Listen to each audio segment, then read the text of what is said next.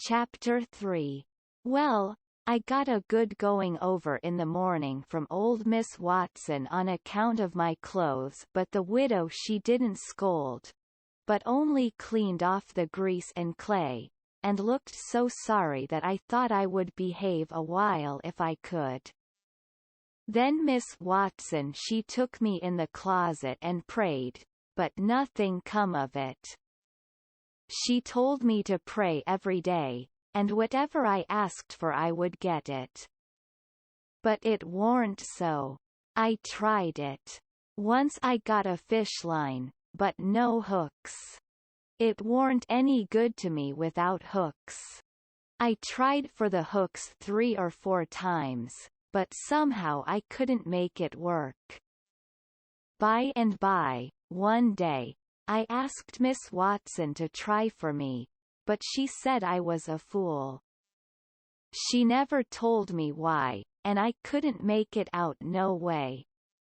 I sat down one time back in the woods, and had a long think about it. I says to myself, if a body can get anything they pray for, why don't Deacon Wynne get back the money he lost on pork? Why can't the widow get back her silver snuff box that was stole? Why can't Miss Watson fat up? No, says I to myself, there ain't nothing in it. I went and told the widow about it, and she said the thing a body could get by praying for it was spiritual gifts. This was too many for me, but she told me what she meant. I must help other people, and do everything I could for other people, and look out for them all the time, and never think about myself. This was including Miss Watson, as I took it. I went out in the woods and turned it over in my mind a long time, but I couldn't see no advantage about it except for the other people, so at last I reckoned I wouldn't worry about it any more, but just let it go. Sometimes the widow would take me one side and talk about Providence in a way to make a body's mouth water, but maybe next day Miss Watson would take hold and knock it all down again. I judged I could see that there was 2 providences, and a poor chap would stand considerable show with the widow's providence, but if Miss Watson's got him there warn't no help for him any more. I thought it all out, and reckoned I would belong to the widow's if he wanted me, though I couldn't make out how he was a-going to be any better off then than what he was before, seeing I was so ignorant, and so kind of low down and ornery. Pap he hadn't been seen for more than a year, and that was comfortable for me. I didn't want to see him no more. He used to always whale me when he was sober and could get his hands on me, though I used to take to the woods most of the time when he was around.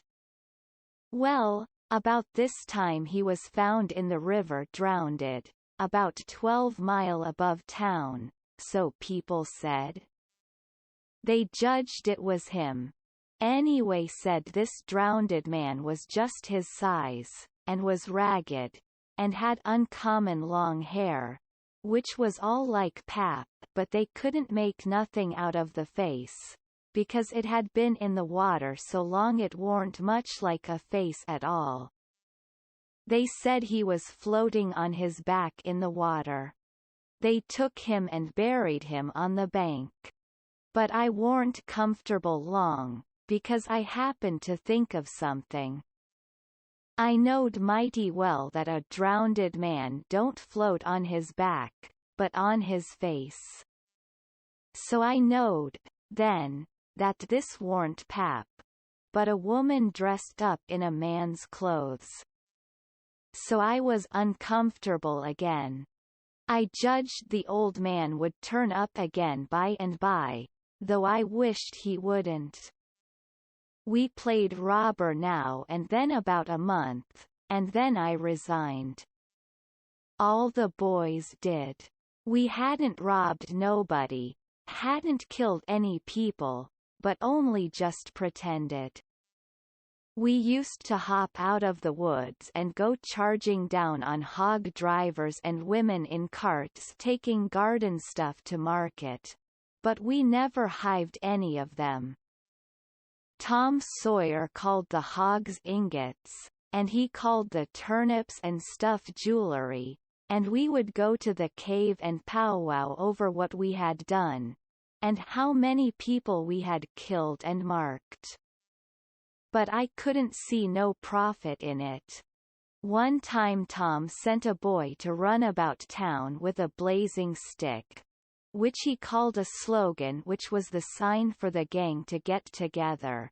And then he said he had got secret news by his spies that next day a whole parcel of Spanish merchants and rich Arabs was going to camp in Cave Hollow with 200 elephants, and 600 camels, and over 1,000 sumpter mules, all loaded down with diamonds.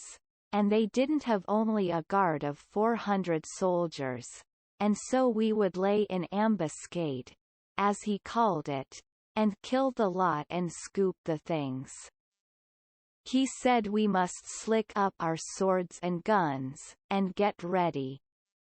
He never could go after even a turnip cart, but he must have the swords and guns all scoured up for it, though they was only lath and broomsticks, and you might scour at them till you rotted, and then they warn't worth a mouthful of ashes more than what they was before. I didn't believe we could lick such a crowd of Spaniards and Arabs, but I wanted to see the camels and elephants, so I was on hand next day, Saturday, in the ambuscade, and when we got the word we rushed out of the woods and down the hill. But there warn't no Spaniards and Arabs, and there warn't no camels nor no elephants. It warn't anything but a Sunday school picnic, and only a primer class at that. We busted it up, and chased the children up the hollow, but we never got anything but some doughnuts and jam, though Ben Rogers got a rag doll, and Joe Harper got a hymn book and a tract, and then the teacher charged in, and made us drop everything and cut. I didn't see no diamonds, and I told Tom Sawyer so. He said there was loads of them there, anyway, and he said there was Arabs there, too, and elephants and things. I said, why couldn't we see them, then? He said if I warn't so ignorant, but had read a book called Don Quixote, I would know without asking. He said it was all done by enchantment. He said there was hundreds of soldiers there, and elephants and treasure, and so on. But we had enemies which he called magicians, and they had turned the whole thing into an infant Sunday school, just out of spite. I said, all right, then the thing for us to do was to go for the magicians. Tom Sawyer said I was a numbskull. Why, said he, a magician could call up a lot of genies, and they would hash you up like nothing before you could say Jack Robinson. They are as tall as a tree and as big around as a church. Well, I says, suppose we got some genies to help us, can't we lick the other crowd then? How you going to get them? I don't know. How do they get them? Why, they rub an old tin lamp or an iron ring, and then the genies come tearing in, with the thunder and lightning a-ripping around and the smoke a-rolling, and everything they're told to do they up and do it. They don't think nothing of pulling a shot tower up by the roots, and belting a Sunday school superintendent over the head with it or any other man. Who makes them tear around so? Why, Whoever rubs the lamp or the ring. They belong to whoever rubs the lamp or the ring, and they've got to do whatever he says. If he tells them to build a palace 40 miles long out of diamonds, and fill it full of chewing gum, or whatever you want, and fetch an emperor's daughter from China for you to marry, they've got to do it, and they've got to do it before sun up next morning, too. And more, they've got to waltz that palace around over the country wherever you want it, you understand. Well, says I think they are a pack of flatheads for not keeping the palace themselves, 'stead of fooling them away like that. And what's more, if I was one of them, I would see a man in Jericho before I would drop my business and come to him for the rubbing of an old tin lamp. How you talk, Huck Finn. Why, you'd have to come when he rubbed it, whether you wanted to or not. What? And I as high as a tree and as big as a church? All right. Then I would come, but I lay I'd make that man climb the highest tree there was in the country. Shucks, it ain't no use to talk to you, Huck Finn. You don't seem to know anything, somehow perfect saphead.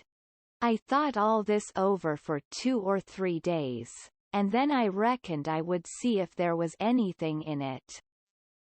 I got an old tin lamp and an iron ring, and went out in the woods and rubbed till I sweat like an Injun, calculating to build a palace and sell it, but it warn't no use, none of the genies come. So then I judged that all that stuff was only just one of Tom Sawyer's lies. I reckoned he believed in the Arabs and the elephants, but as for me, I think different. It had all the marks of a Sunday school.